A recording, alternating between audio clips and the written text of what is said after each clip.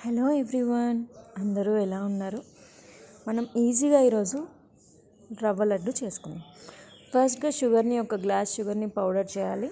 అలానే పచ్చి కొబ్బరి కూడా ఒక గ్లాస్ అంతా తురిమి పెట్టుకోవాలి.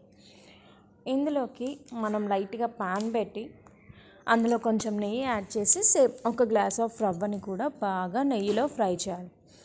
బాగా ఎక్కువసేపు వేపాలి.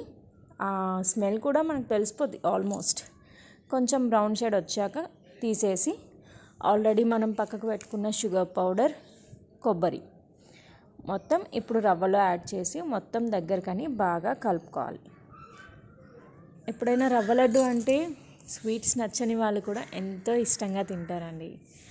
కొబ్బరి టేస్ట్ అంత బాగా వస్తుంది. తర్వాత మనం మొత్తం మిక్స్ చేసుకున్నాక ఇలా చేత్తో గట్టిగా ఒత్తుకుంటూ లడ్డు షేప్లో మనకు నచ్చినంత సైజులో చేసుకోవాలి. అంతే. మా వీడియో కనుక మీకు నచ్చినట్టయితే please do like and subscribe to our channel. Thank you.